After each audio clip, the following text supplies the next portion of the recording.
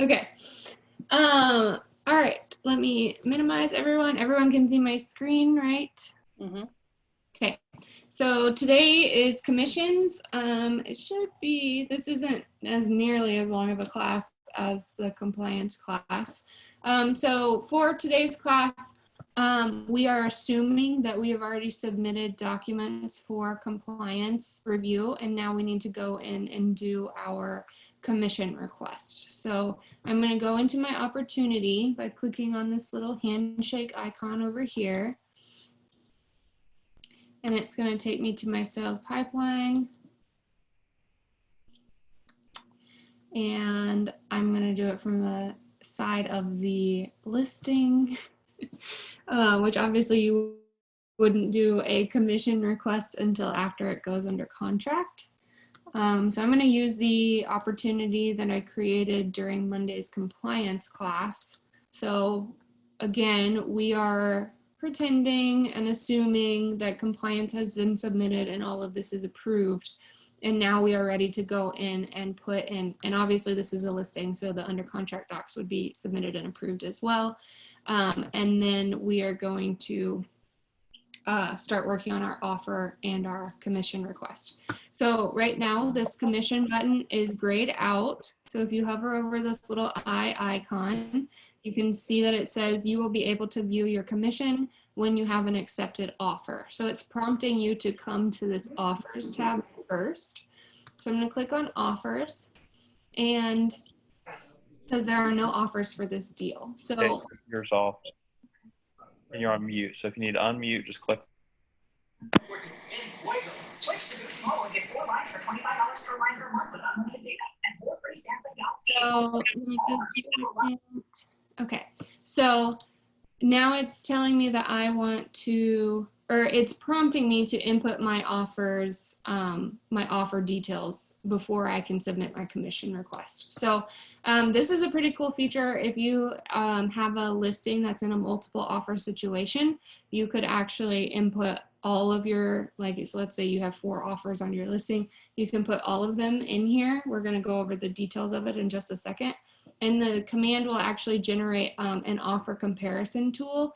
I think it generates a URL that you can then either print off the report and go over it with your client, or right now with everything being virtual, you can send them the comparison report and go over it with them. So that's a pretty cool feature.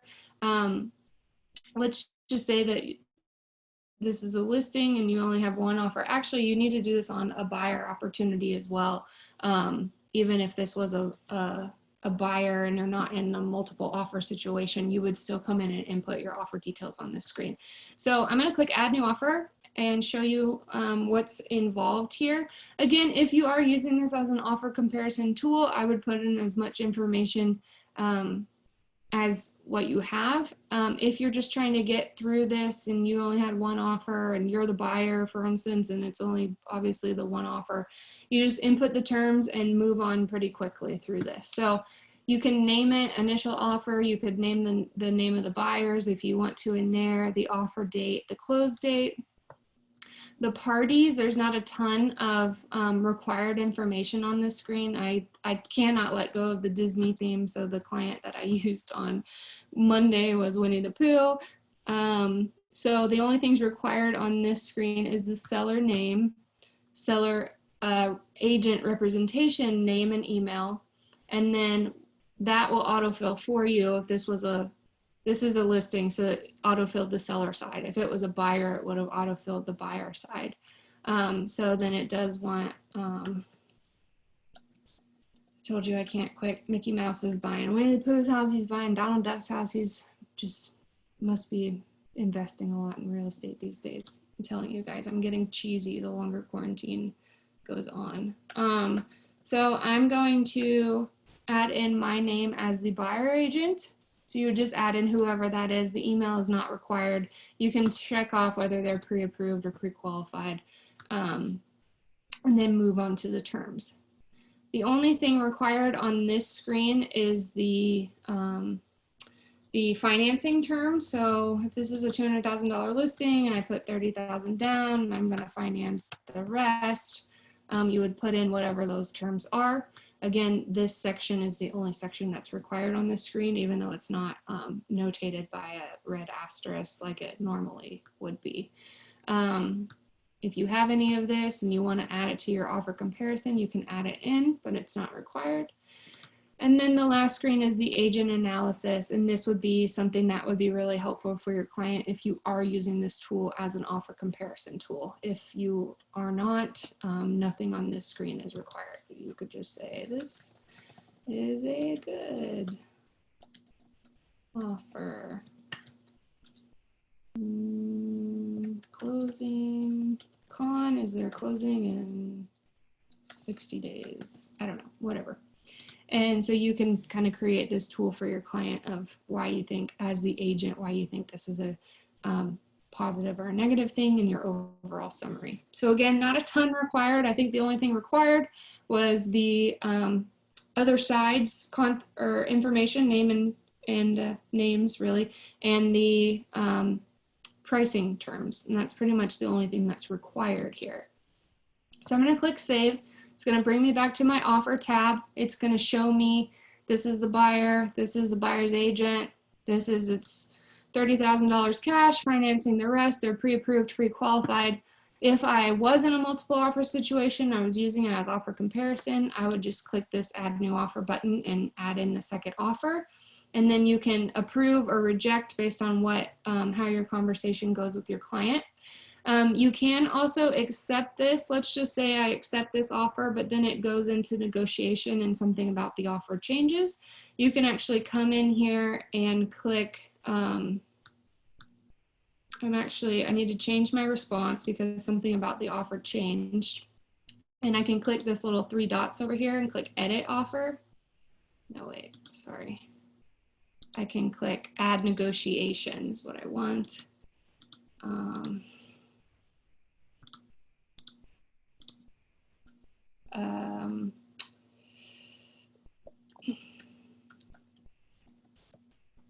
Negotiation 1, and then I can actually come in and so let's just say that they're actually going to put 40,000 down instead of 30, and they're going to finance the rest.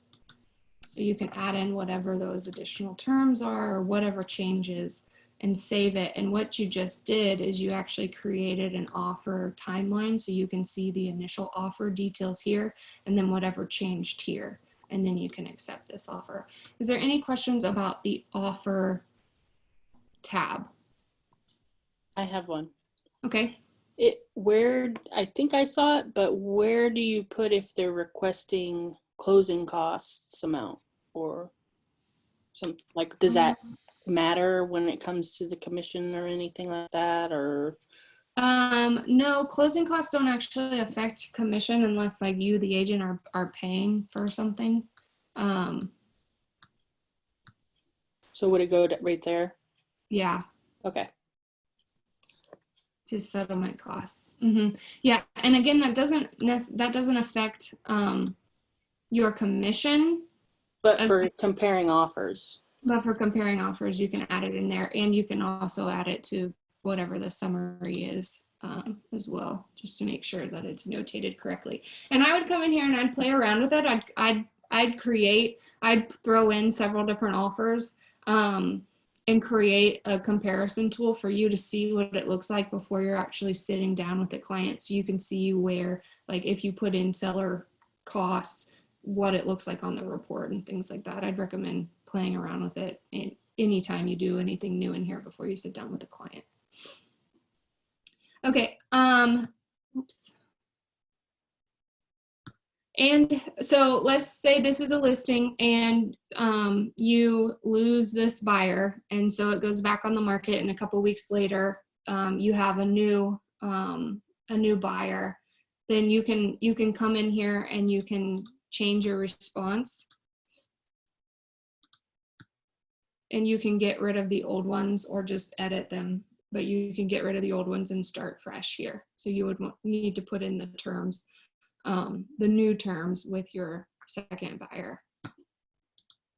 Okay, so now that I've accepted an offer, I can see that my commissions tab has now opened up, and I can click on it. So this is where your new green sheet will live.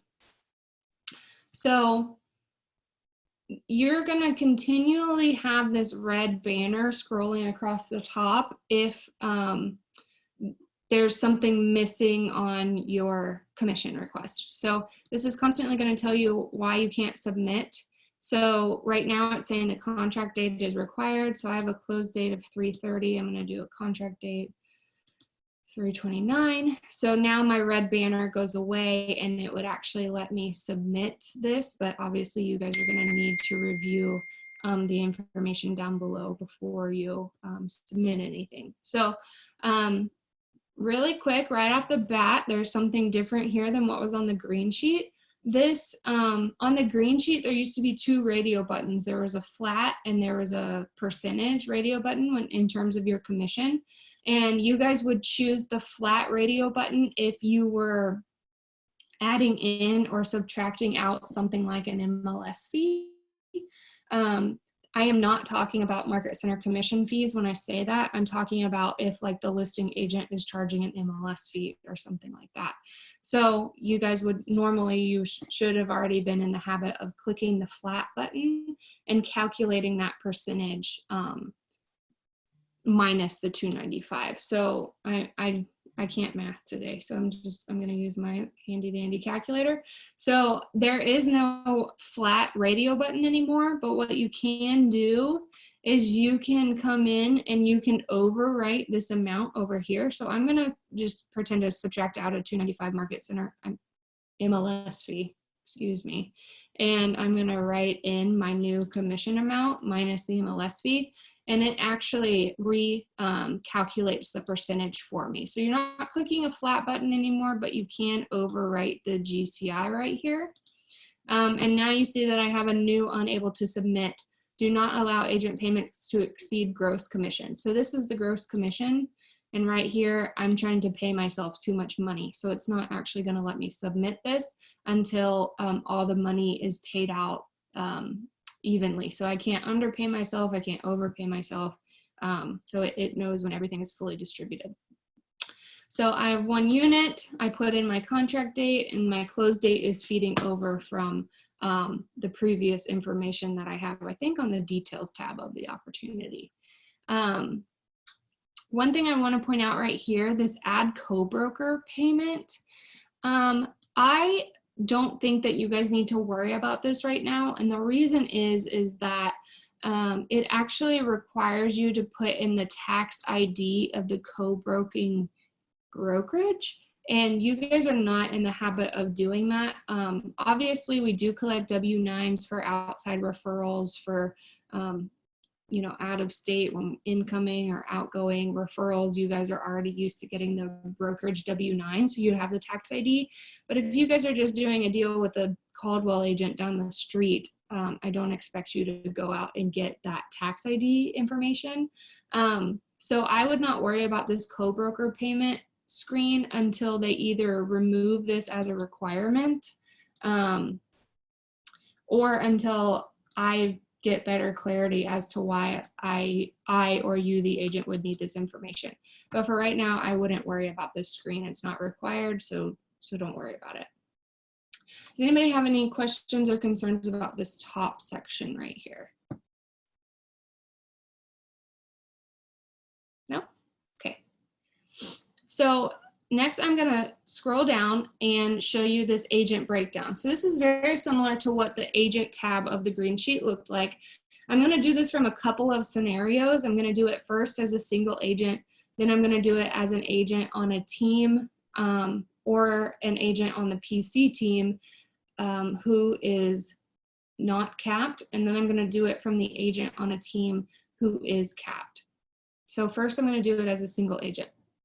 So as you can see, I'm in Damien's account. So he's the single listing agent, and he's getting the full unit, and the commission is not actually 6,000, it's 5,705 because I calculated out that 295. And as you can see, I have his GCI right here. And then these cap statuses are, this is something new and something we're very excited about. These cap statuses are real time for anything that has been closed out in our system. So if you've had a closing and you've turned in the closing paperwork and Katie's closed it out in our system, then these cap statuses are real time. If you have a bunch of closings out there that have not been turned into the market center yet to be closed out, even if you think that they've closed, if we haven't closed them in our system, it won't be reflected right here in your caps. I will say that I have run into, and it's a known issue that they're working on, that some people's caps are not accurate. I've actually only seen it with one agent out of like at least 30 in our market center that I've checked. And most of the time it's down to the penny accurate. But I have seen it with one agent that it is inaccurate. So if you guys have any questions, just let us know. If you if something doesn't look right, just let us know. The good part is that even if this isn't accurate on this screen, when Katie pulls it into our system, she can never take more than what your actual royalty and company dollar caps are. So even if for some reason this screen looks a little funny, our system is the record of truth and she can't ever take more than what your actual cap is. So once that little bug is worked out, though, this is going to be a really cool feature because you guys are always going to know where you are on your caps. So since I'm in Damien's account, he's not actually a producing agent, so this is accurate. He has not paid into any of his caps because he's not a producing agent. So this is saying that his 6% royalty is coming out of the GCI, and then his 20% split is coming out of company dollar. So this might be a little different if you guys are a single agent. This split might be different than if you're an agent on a team. So don't be alarmed if this is different than what your number is. So his company dollar is coming out, and then we move into the deductions part. So just like on the green sheet, you guys never needed to input E and O here. You don't need to do it on the commission tab either. We also never use the bold scholarship, so you guys don't need to worry about that. And then we do use KW Cares and KW Kids Can. So if you guys ever wanted to give anything to KW Cares or KW Kids Can, you can enter it in here. What I will say about that is that even if, let's say, when everyone signed up with the Market Center, they filled out a KW Cares form and they said if they wanted to give $1 or $5 or nothing. There's no wrong answer there. But whatever we put in the system as your automatic deduction is what is going to overwrite in that field when we bring it into our system. So I would say if you know that you give $1 or $5 on every transaction, and for whatever reason you're wanting to give $20 on this transaction, even though you normally only give $5, you can add it in here. You can say, I want to give $20, not $2,000, $20. And I would, if I were you, I would just write a note to Katie. I normally give 5. I want to give 20 for this closing for KW Cares. So just like how you guys were used to adding in notes on the green sheet anytime you wanted to make sure, that we saw something. Same thing here. We're very accustomed to looking at the notes section. So if you ever do something out of the norm, just go ahead and write it in the notes just to make sure that we see it. The other thing that I would say about the notes while I'm on the topic is related to our Market Center commission of $295. So we are not expecting you guys to do any math in terms of the $295 Market Center commission. You guys don't really need to know how we add it in as a bonus and subtract it as a deduction, but we take out royalty, which is why it's $277.30 and blah, blah, blah, and all the details that go on behind the scenes. So don't try and do the math yourself. What I would say to that is if it's a normal $295 that you're collecting from the client at closing, you don't need to do anything to this commission. If there's no note or anything about a $295, Katie's going to assume that it's a normal traditional $295 and she's going to do her normal process. That being said, if there's anything out of the ordinary, oh gosh, I did not mean to do that. I have to get this back. Hold on. Well, I can do it too. Oh, thank you. Can you go in and open it back up? I did not mean to do that. Yeah. So what I was saying is if it's anything outside of the normal 295, go ahead and add that into the notes as well. So if you guys ever do what I just did and you submitted and you weren't actually ready, just let Katie know and she can open it back up for you and you can make whatever change you need to make. That was a total error on my part. So thank you, Katie.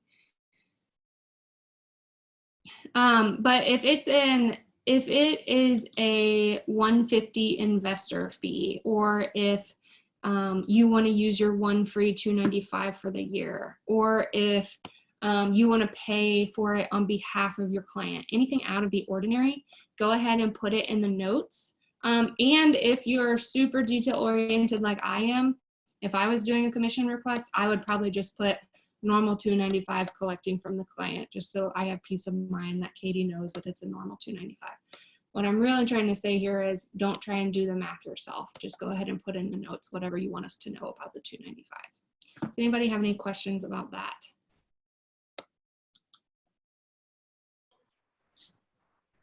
Can you hear me? Nobody? Jordan. Bobby, how are you? Yeah. Hi, Danielle. Hey, I had a question. If you double side a deal, is there any difference in where and what you do for that particular? Like we used to add a sales side and a list side on the green sheet. Yeah, so I'm not expecting, let me start off by saying I'm not expecting you guys to like this answer, and I don't think that this will be the answer for very long. So right now, the system doesn't have a way of knowing that you're double siding a deal. I'm expecting one day in the near future, you can actually tell the system, I've double-sided this deal and it will link the two opportunities. But right now, what you need to do is you need to have a listing opportunity with all of your listing docs and submit your listing side commission. And then you need to have a buyer opportunity where all your buyer docs live and submit the buyer side commission. There's not a way to tell it or add the listing side and then the buyer side. And then if you just double up on your commission right here and put in like 6%, it's going to mess up your reporting. It's going to look like you took a 6% listing, and you're not going to get credit on that buyer side, or the volume could be different. So it's going to mess some things up there. So right now they do need to be the separate listing opportunity and commission request and the separate buyer opportunity commission request. Okay, thank you. You're welcome. Good question. Does anybody have any questions about the 295? I don't about the 295, but I do about the cap ring. Okay. If you scroll down to the cap, yes, on mine, it has a solid blue and then it has that goldish color. Is that goldish predicting this only opportunity or all the opportunities in the pipeline amount? I think it's, no one's ever asked me this question before. This is a great question. And I think it's this opportunity. Okay. Because if you see this 342 is a much higher percentage of the actual cap. And so your gold is higher. And then this 1100 is obviously a much smaller percentage of what the company dollar cap is, and it's smaller. And Damien doesn't have, actually, I have submitted. Okay, so I do have a couple of submitted commission requests for Damien in here, and that's not reflected right here. So it's just whatever this this commission request is, and then the blue is what you've already paid in. So because he's 0, he doesn't, his is all gray. But if he was like halfway through his cap, this would be like halfway blue. Okay. Great question. Thanks. Okay. So as the single agent, let's just keep going with some different scenarios as the single agent. I can click this add item down here, and I have a few options. So obviously this is the same as what you would see on the green sheet, and you guys don't ever really need to use bonuses. You don't need to use concessions. Deduction gets used very infrequently in our office. That would be like if you're paying a third party to do your transaction management, like if you're paying list to close to do your paperwork for you, you could pay list to close as a deduction. We have some agents that contribute to United Way, so you could put in United Way as a deduction. But other than those two scenarios, we really don't have agents using deduction, except for some teams pay their admin as a deduction. I don't think I have anyone on the call that relates to, but you shouldn't have to use deduction very often. Inside referral, I'm going to talk about in a second when I'm going over this as an agent on a team. But outside referral is something that's applicable to single agents. That would be like if you guys had either you were paying an outside referral if you were paying an outside referral on this transaction, you can click outside referral right here. You can put in the referral amount and it will calculate it for you.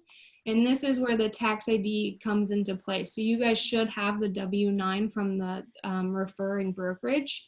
So you would put in the tax ID information here. I'm just going to put in our office's tax ID since I know it. And I'll show you where the referring W-9 shows up on the checklist in just a second. So I'm just going to put Keller Williams, Atlanta. I'm making this up. And then the name of the agent that it came from, which is new and which is really exciting because I can't tell you how often Jonelle gets a check and she sends out that email or post on Facebook, who's expecting a check from South Carolina? I don't know what agent this is for. So that's nice that now we are able to know the name of the agent, if they're a Keller Williams agent, that is. And then the address would be on the W-9, which you should have in front of you, and same with the phone number. So when I click add, I can see that here's my gross commission. The outside referral of 25% comes off the top, and then my royalty comes out, my company dollar comes out, my $20 KW cares come out, and then this is what I'm making at the end of the day. So let me show you on the checklist. We just recently added these items onto the compliance checklist, and they're optionally or conditionally required. They're only required if you actually have a referral on the transaction. So we ask for your referral agreement and the referring broker's W-9. So you should have access to that W-9 to fill out the information in the commission tab. I will say that there are some agents who pay the same. Well, for instance, we have a team whose rainmaker is actually in another market center. So every time they pay their rainmaker, they pay him on the outside. So they obviously need that tax ID a lot. And I've heard that the system is actually going to be able to create like a W-9 library or memorize some fields. So you can actually, if you pay the same thing over and over, you can select it from a memorized field or from a W-9 library, so you don't have to have it at your fingertips at all times. That piece just isn't there yet. Any questions from a single agent? Jordan, I have a question about the 295. If for some reason you're going to pay that for your client, would you just add that in the notes section? Exactly. I would put, here are things that I would put in the notes if I was an agent. I would put 150 investor fee, or I want to use my free 295, or I am paying 295 for the client, Okay. or whatever it is. You just whatever note you have about the 295, just go ahead and put it in the note to make sure that Katie knows. And don't make the same mistake I did. If you're editing the note, make sure you click the pencil and you don't click the submit on accident. What about a DA revision? So a DA revision, if something's already submitted, so we actually just got the DA revision added to the DocuSign forms in DocuSign. So what you would do is you would go into the DocuSign room and fill out the form. And there's actually a place under the closed folder where you can attach it. And then I would either send Kate an email or you can send her a comment here. Remember, you can click this little @ button and click Katie. I just submitted DA revision. So here's the thing about DA revisions. Once this is in submitted status, so this is an open status so I can edit it. If this was in submitted status, I wouldn't be able to edit it. I would need to submit that DA revision to Katie, and then she can go in and make whatever changes. Or you can have her take it out of submitted status and open it back up so you could make whatever change. But I would just do the same system that we did in Dotloop, which was submit that DA revision and just let her know that you submitted it. Perfect, thank you. You're welcome. Okay, I am going to clear some of this out and do this from the standpoint of a agent on a team. Okay, so this gets a little hairy, so stay with me. If I was an agent on a team or an agent on the PC team and I was not capped, then I need to pay my Rainmaker or my PC coach on the inside. So that is something that has not changed from what we did on the green sheet. When you're paying someone on the inside, you, the agent, are getting the full unit and the full volume, and you're paying towards your cap at a faster rate, which is why we pay them on the inside, and then we change it up when you do cap. So, but this scenario is when you're not capped. So what you do is you still give yourself the full GCI right here. The royalty and the company dollar come out off the top right here. And then you come into this add item and you choose inside referral. And if you're paying, I'm making up this number, so don't hold me to it, but let's just say that you're paying them 10%. And I think my commission was what, $57.05. So I'm gonna pay them $57.50.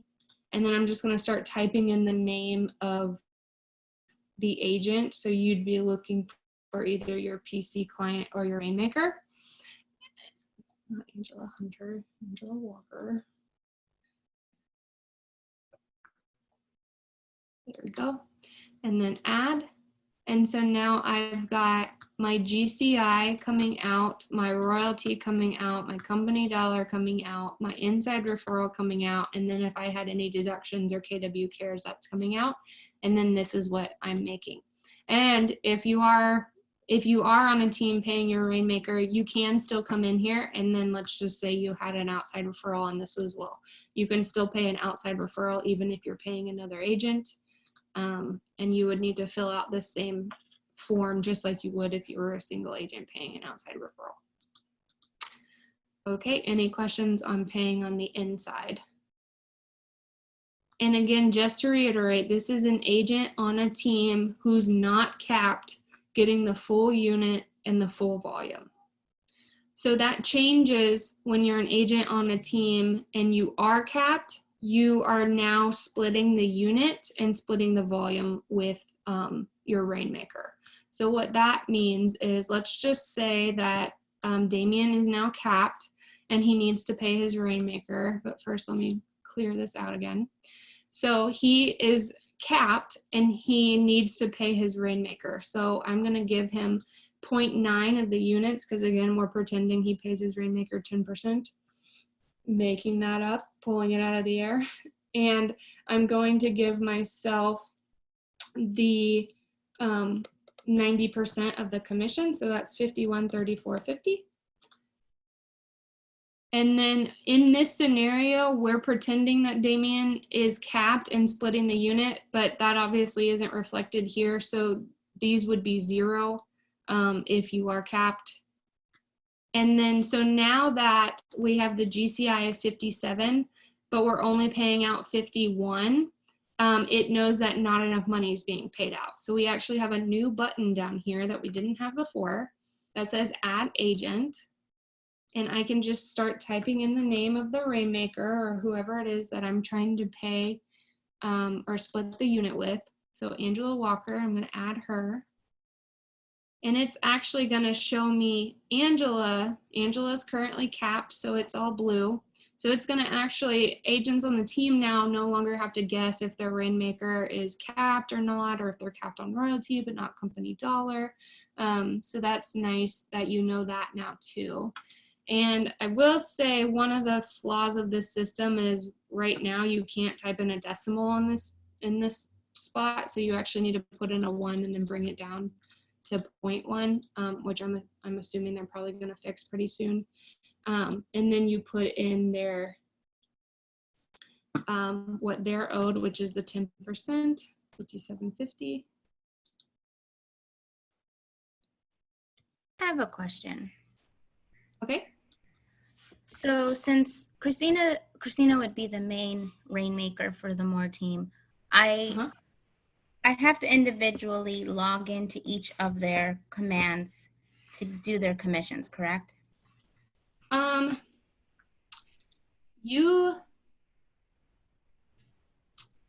If you have a small team, I would recommend for right now logging into their commands, because the admin side of command is not where it needs to be yet. So the problem with you trying to do it under Christina's account every time is that when they try and pay her on the inside, because you're in her account, she's not going to come up as an option to be paid on the inside. Okay. Is why, and I know you guys don't have a ton of agents, so I would probably log into their account and do it to be easier. And I'm not expecting it to stay that way forever, because they are working on like the admin side to where you, PETA, would actually have a login, and you don't have to do it from an agent's account, but it's just not. Well, that's what I figured. I actually thought it would be easier, because then I just don't want to, I want to make sure all the numbers are correct. So, okay, I don't mind logging into to their individual. Yeah, for right now, until I find out otherwise, or we learn more about the admin role, that's what I would do for you. Becomes a bit of a challenge when you're an admin on a big team and you don't know all 30 agents' logins, but for you, since there's 3 or 4, I would just do it that way. Perfect. Awesome. Thank you. You're welcome. And I do want to point out that this happened to me last time and I forgot about it. I can't put in a decimal point right here, which I'm not really sure why. So I rounded down and I gave myself the extra $1 up here. So I don't know if that's going to stay that way, but it did it to me on Monday too. So just be aware of that. If you can't, I was trying to type in 570.50 and it didn't like the 50 cents. But I can come down and I can see that Angela, my rainmaker or my PC coach, is getting the 10% and she's capped, so she's not paying anything here. And then I don't have to worry about this on her behalf. And it's letting me submit because all of the money is paid out equally. And even if I was splitting the unit with my rainmaker, I can still come in and outside or referral like I normally would also. Any questions on splitting the unit and when you do what versus when you split versus when you don't and things like that?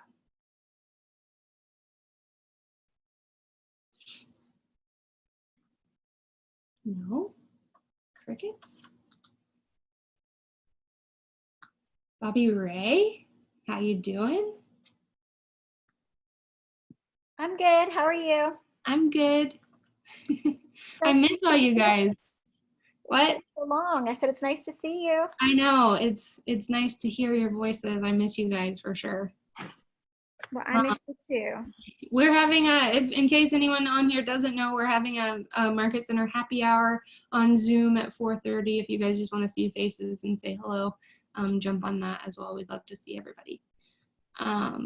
Okay, so any other questions about commissions? So obviously everything is paid out. I don't have a red banner, and I have this nice little summary snapshot of who's getting paid what, and so I can submit. I do want to point out though that this section, if this didn't have an address right here, it would make me select it from KWLS, which I don't actually think. You need to come to the details tab and make sure that there's something in this property address. or else you're going to get an error message on this screen that you can't submit. So make sure that you do that. Be aware that there needs to be an address right here. And then I submit it, and then Katie will go in and approve it or return it. They're still building out email notifications right now, but you would get a notification right here in the bell icon that this has either been approved or returned. I'm also expecting when you go to your opportunity pipeline and you're looking at all your opportunities that it would have like an approved for you. It's just not there yet either, so the notifications still aren't great. But also when you go into the details tab, and Katie's created a DA, it will have a DA ID right here, so that's just kind of a quick way of saying like, yes, this has a DA. And then Katie is also coming in to the documents tab, and when she creates your DA for you, she's putting it in this closed folder. She's attaching it right here. So obviously this line's going away. She's attaching your DA right here, and then we'll attach your final ALTA statement right here when we get it from you after closing. And then, like I said, if you needed a DA revision, you would submit it right here on this closed form as well. Okay. You guys are less chatty than the last group. That's because you guys are all pros and you know what you're doing, and this is easy peasy. Sorry, I have to mute it because I have a dog and 2 kids running around. So I have to make sure that No, you're fine. I totally get it. Yep. These Zoom calls have been pretty interesting yeah. this week. But anyway, so that's all that I have for you guys.